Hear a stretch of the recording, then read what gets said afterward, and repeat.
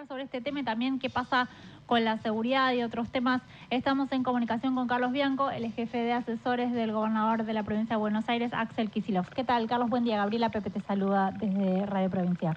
¿Qué tal? ¿Qué tal? Buen día. Te preguntaba entonces por la detención de estas dos personas que fue por parte de la policía de la ciudad. No sé si pudiste ver las imágenes. El anuncio del paro de 8 líneas en la zona oeste del conurbano. Vi algo hoy temprano en la mañana. Fue la policía de la ciudad, no le corresponde obviamente a la provincia. Lo que nosotros hicimos y que sí corresponde a todo funcionario público es hacer una denuncia ante la existencia de un delito. Eso lo llevó adelante el Ministerio de Justicia de la provincia de Buenos Aires porque efectivamente se cometió un delito a la luz de todos, que es un ataque muy salvaje al ministro Berni, a Sergio Berni, y algunos decían, no, bueno, pero la provincia, ¿por qué lo denuncia? No, pero la provincia lo tiene que hacer, porque nosotros, si no lo hacemos como funcionarios públicos, estamos nosotros cometiendo un delito, estamos obligados. En tanto, como te decía recién, funcionarios públicos, uno puede... hubo esta semana mucha gente, muchos periodistas, muchos referentes de la oposición que se la pasaron justificando el salvaje ataque a Berni. Obviamente que nadie justifica eso de nuestro lado. Lo que sí uno puede entender es que en una situación de conmoción se cometan estos desbordes, pero no se pueden tolerar. Esto así no es la democracia, mucho menos en lo personal, con alguien a quien considero un compañero, un colega y un amigo, pero ante todo se cometió un delito y si la justicia ordenó una detención, un allanamiento a la policía de la ciudad, habrá que ver cuáles son las causas, los justificativos, las imágenes que tomaron, pero bueno, sí, es obvio y evidente lo que sucedió. Lo que vemos como cuestión más de fondo, ¿no? Tiene que ver con esta discusión sobre qué hacer con la seguridad en el conurbano bonaerense. Ayer hubo una reunión, ¿no?, en el Ministerio de Seguridad de la Nación, que encabezó la Secretaria de Seguridad y Política Criminal, con algunos secretarios de seguridad de algunos municipios del conurbano bonaerense, pero el que no participaron funcionarios de la provincia de Buenos Aires. ¿Cómo se explica, digamos, esta coordinación por parte del Ministerio de Seguridad de la Nación directamente con los municipios y cuando está claro que hay un cortocircuito y una falta de diálogo entre el ministro de Seguridad de la provincia de Buenos Aires y el ministro de Seguridad de la Nación?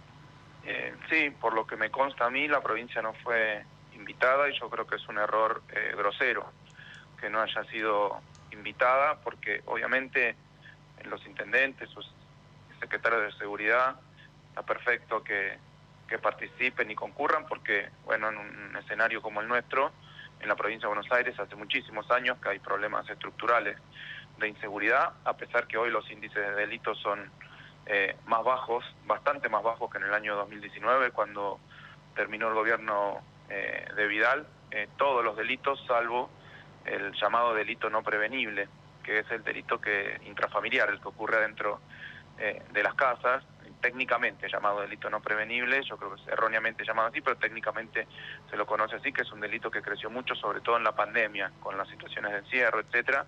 El resto de los delitos se ha reducido. En promedio, el delito prevenible, o el llamado delito prevenible, se redujo entre el 2022 y el 2019 un 29%. Y dentro de todos los rubros, el único delito que llamado prevenible que aumentó fueron las violaciones. El resto bajó en más o menos, en un 15, en un 20, en un 30, en un 40%. Eso no le estoy quitando gravedad a la situación, porque para nosotros un solo delito es algo muy, muy grave. Pero lo que digo es que no convocar y no tener la presencia de la provincia de Buenos Aires limita el impacto de las políticas que se quieran llevar adelante, la presencia de fuerzas federales, porque más allá de los reclamos legítimos de los intendentes, que cada uno va a ir a hacer su reclamo particular, obviamente, el reclamo de su distrito, quien tiene el mapa del delito de la provincia de Buenos Aires es justamente el Ministerio de Seguridad, los mapas de calor, las zonas calientes, etcétera. Eso es algo que trabaja directamente el ministro Berni con su equipo, y tomar decisiones respecto de la seguridad pública en la provincia de Buenos Aires sin tener esa información va a tener obviamente un impacto limitado. Tampoco intervino en eso el jefe de gabinete, Martín Insaurralde, porque había alguna información que decía que supuestamente había sido algo propiciado por el jefe de gabinete, por lo que... Martín estuvo participando en varias reuniones como jefe de gabinete, obviamente. Entiendo que en la de ayer no. Pero bueno, lo que yo digo es que sin contar con la información del Ministerio de Seguridad de la provincia de Buenos Aires, el impacto de estas políticas no va a ser pleno, digamos, sino que va a ser limitado, y que bueno, son cuestiones que hay que articular y coordinar con la provincia, obviamente. Claro, lo que se vio estos últimos días de las declaraciones tanto de Aníbal Fernández como de Sergio Boni, está claro que ahí hay un diálogo que está interrumpido, ¿no?, entre Ministro de Seguridad de la Nación y Ministro de Seguridad de la Provincia de Buenos Aires, en un tema que es muy sensible y, como vos bien decías recién, disminuyó el delito, digamos, hay una estadística de que fue mejorando, pero lógicamente es una preocupación para los vecinos, y uno cuando mira las encuestas está casi al tope, ¿no?, la inseguridad de las preocupaciones.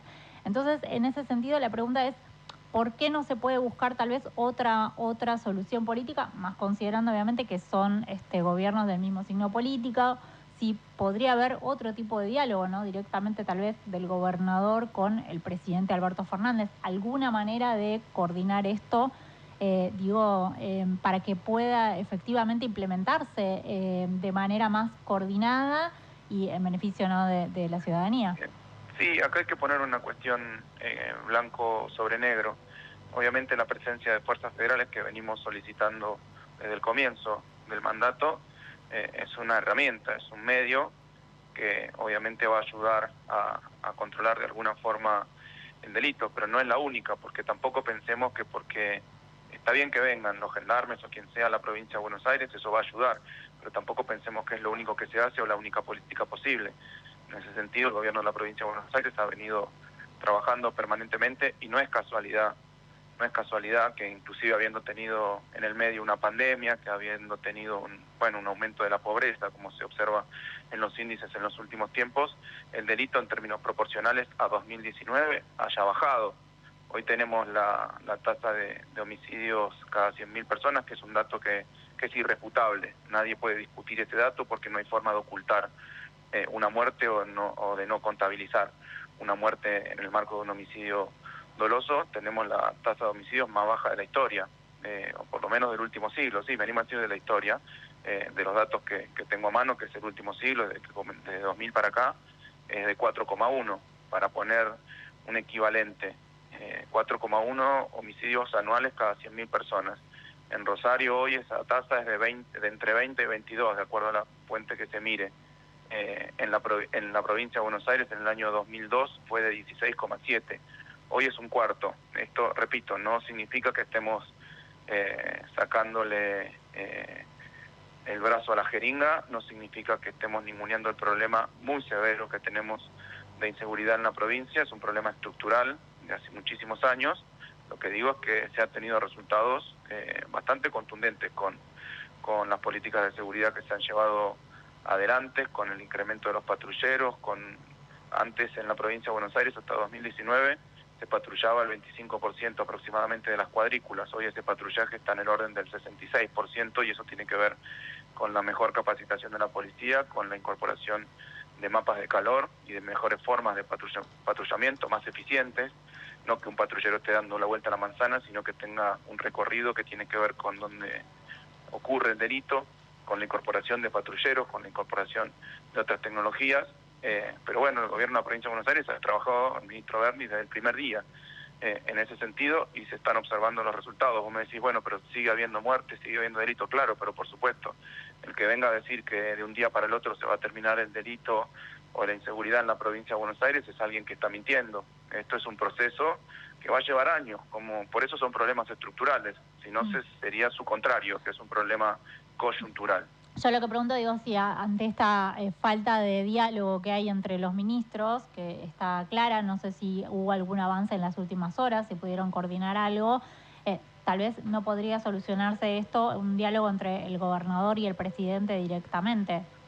Mira, tendrá que hablar quien tenga que hablar. lo que nosotros hemos dicho siempre es que nosotros hemos pedido formalmente las fuerzas federales. Recuerdo cuando yo era jefe de gabinete, varias veces fui a ver a la ministra de Seguridad con el ministro Berni, a hacerles ese reclamo. Pero tiene que ser, tiene que ser de manera articulada. El problema que siempre encontrábamos es que decían que sí, pero que no encontrábamos la forma de que nos digan dónde, cuándo y por qué iban a enviar, y eso había que articularlo. El ministro Berni siempre llevaba su propuesta de reeditar el plan Centinela, que implicó justamente la presencia de gendarmes, de fuerzas federales en la provincia, de manera coordinada cotidianamente entre las fuerzas federales y las fuerzas provinciales y los municipios. Bueno, esa es nuestra propuesta y estamos abiertos a trabajar en ese sentido. Después, si en las últimas horas hubo alguna charla, algún avance, eso ya lo desconozco porque no estuve en contacto con el ministro, tampoco me corresponde por mis funciones. Respecto del tema de la instalación de las cámaras en los colectivos, ¿no?, que era uno de los temas, ¿no?, que estuvo dando vueltas en las últimas horas, ¿en qué instancia están con las empresas? Porque entiendo que el gobierno giró dinero a las empresas para esa instalación. Sí, te cuento un poco el caminito histórico de esto. En finales de 2017 se aprobó una ley que establecía que en un plazo perentorio todos los colectivos de la provincia de Buenos Aires tenían que tener sus cámaras, ¿no? Para poder controlar mejor los sucesos que tengan lugar, los delictivos que tengan lugar adentro de las unidades. Eso recién se reglamentó al otro año, si mal no recuerdo fue el 17 de abril de 2018, luego de que 2 días antes, el 15 de abril de 2018, tenga lugar una situación muy similar a la que se dio esta semana con el asesinato del chofer de colectivos. Una situación también muy traumática. 2 días después, el gobierno de María Eugenia Vidal y Ritondo reglamentaron esa ley que se había aprobado el año anterior. ¿Cuál fue el problema? Reglamentaron una ley sin darle ningún tipo de recursos a las empresas de colectivos, que eran las que se tenían que hacer cargo de la implementación de esas cámaras, y por lo tanto, cuando terminó el gobierno de Vidal, la proporción de empresas que habían incorporado esas cámaras era muy baja. ¿Qué hizo el gobernador Kicillof una vez pasada la pandemia? Se establecieron los fondos para que todas las empresas de colectivo instalen esas cámaras. Hacia final de 2021 se le giraron a las empresas unos 2.500 millones de pesos y después se les siguieron girando mensualmente unos 160 millones de pesos para la incorporación de las cámaras. Se hicieron varias auditorías, se hicieron varias intimaciones. Este año se los intimaron el 4 de enero y en los últimos días de febrero a que las empresas que todavía no las habían incorporado las incorporen. Lo cierto es que hoy aproximadamente el 30% de las unidades tienen cámaras, y de las que tienen cámaras no todas tienen un envío de la información en tiempo real al centro de monitoreo que viene funcionando desde entonces. Entonces, me parece que, bueno, ahí está trabajando el Ministerio de Transporte con las sanciones que corresponderán, con las auditorías que corresponderán, con las empresas de transporte. Esto es algo que lo hemos hablado con los dirigentes de la UTA el otro día que estuvieron reunidos con el gobernador, con el ministro Berni y con Donofrio. Porque tampoco hubo reclamos, ¿no?, por parte de del sindicato, o no lo suficientes, evidentemente. No, por eso hemos tenido una reunión muy constructiva en ese sentido con la dirigencia de la UTA, en donde también ellos estaban muy asombrados por la forma concreta en que se había llevado adelante este asesinato. Ellos también decían que, bueno, que era un modus operandi que ellos no habían visto. Por eso también, bueno, las dudas o las distintas hipótesis que se están barajando hasta que la justicia no pueda determinar qué fue efectivamente lo que pasó, cuál fue el motivo del móvil, si fue un robo o lo que sea. Por eso no es solo una cuestión de que nos parece a nosotros, por la experiencia práctica que uno observa en el conurbano, con pleno conocimiento de lo que pasa en el conurbano, pleno conocimiento tiene el gobernador y tienen todos sus ministros de lo que pasa en el conurbano, sino que también hasta los propios choferes plantearon dudas respecto de qué era esto, el propio sindicato, que era una cuestión muy extraña la forma en que había sucedido. Esto de pleno conocimiento entiendo que es una respuesta a la acusación que le hizo Aníbal Fernández al gobernador de que desconoce la situación en la provincia de Buenos Aires. No. Pleno conocimiento significa que tenemos efectivo conocimiento de todas las situaciones que suceden en el conurbano y que trabajamos todos los días para solucionarlas. Eso es pleno conocimiento. Carlos Bianco, le habla Romina Ryan. ¿No es un poco arriesgado sospechar de lo que pasó con la forma en que fue el asalto cuando todavía apenas están empezando las investigaciones? No sé, desde la opinión pública sorprende un poco estas expresiones cuando, bueno, todavía está apenas iniciándose, ¿no? La investigación. Mira, también hubiese sido un poco arriesgado el año pasado cuando intentaron asesinar a la vicepresidenta, tener algún tipo de sospecha de que el intento de asesinato de la vicepresidenta tenía algún vínculo político. Y después lo que sucedió es que nos fuimos enterando que a esos grupitos que terminaron organizando el intento de atentado le habían dado sumas millonarias, empresarios muy vinculados al macrismo, que días antes de que suceda, diputados del macrismo en bares habían dicho que sabían que iba a suceder. Bueno, por eso yo no digo que no digo ni que sí ni que no. Sí. Lo que digo es que la evidencia fáctica, la forma, el modus operandi, el arma utilizada, las balas utilizadas, la munición utilizada no suelen ser la forma en que lamentablemente de modo normal se cometen delitos arriba de los colectivos. Estoy diciendo eso, y que tiene que la justicia tiene que investigar a ver qué pasó. Y concretamente la sospecha, ¿cuál sería? No me corresponde a mí, yo no tengo ninguna sospecha sobre nadie. Digo que no es normal que suceda con ese modus operandi ese tipo de fusilamiento. O sea, no es ninguna sospecha, es una realidad. Yo no sospecho de nadie, no tengo derecho a sospechar de nadie. Ahora digo que es raro lo que sucedió de acuerdo al modus operandi tradicional de ese tipo de delitos, nada más que eso. Carlos, si alguno se pone colorado, lo tendrá que explicar por qué se pone colorado ante lo que dicen los medios respecto de la sospecha. Estamos hablando con Carlos Bianco, jefe de asesores del gobernador de la provincia de Buenos Aires. Dos últimas cuestiones. Una tiene que ver con, hoy es un día justamente que hay mucho movimiento de tránsito en la provincia de Buenos Aires, en la autopista. Hubo un conflicto hace pocos días, ¿no?, con los trabajadores del sindicato de peajes y un anuncio por parte de autopistas de Buenos Aires para avanzar en el proceso de efectivizaciones, ¿no?, frente a este reclamo. Sí, pero no es frente a este reclamo, es algo que planteó la empresa, no el sindicato. Y te lo cuento, si querés, con lujo de detalle, porque estuve involucrado directamente por pedido expreso del gobernador.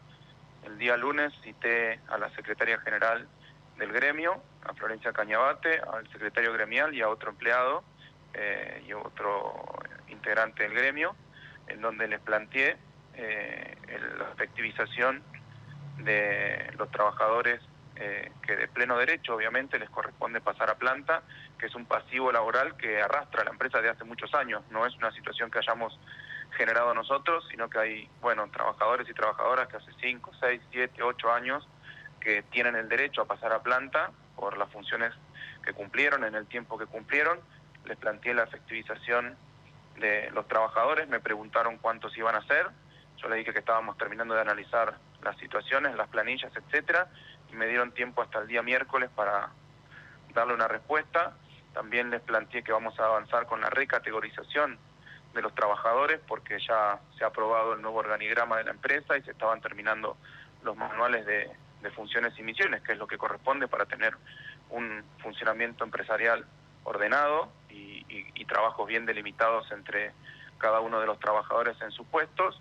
Y también les planteé trabajar en un plan de reconversión laboral que les asegura la permanencia a todos los trabajadores, pero que implica obviamente la incorporación de tecnología en los peajes, porque la verdad que los peajes de la provincia de Buenos Aires necesitan incorporar más tecnología, necesitan tener más carriles, por lo menos mixtos, que sean con telepase y manuales, por lo menos, y yo les planteé esa agenda para trabajarla de conjunto. Me pidieron que antes del miércoles les pase el número de cuántos íbamos a efectivizar. Yo el martes a las 7 de la mañana, no el miércoles, el martes a las 7 de la mañana, intenté comunicarme varias veces con la secretaria general, quien no me atendió el teléfono durante todo el día, y lanzaron una medida de fuerza ante un planteo de la empresa, del gobierno de la provincia de Buenos Aires, por expresa indicación del gobernador de efectivizar a aproximadamente 100 trabajadores y recategorizar al conjunto de la empresa. No existe ningún atraso salarial, hemos aprobado las paritarias como corresponde, en espejo con las paritarias que se tomaron por parte de las empresas nacionales, no existe ningún atraso en el pago de los aportes sindicales, estamos comprometidos a efectivizar a aquellos trabajadores que tengan el pleno derecho de ser efectivizados y pasarlos a planta, vamos a recategorizar a todos los trabajadores y en ese marco dictan un paro. No sé, lo tienen que explicar ellos, no yo. Yo creo que estamos haciendo las cosas muy bien para los trabajadores y trabajadoras del gremio.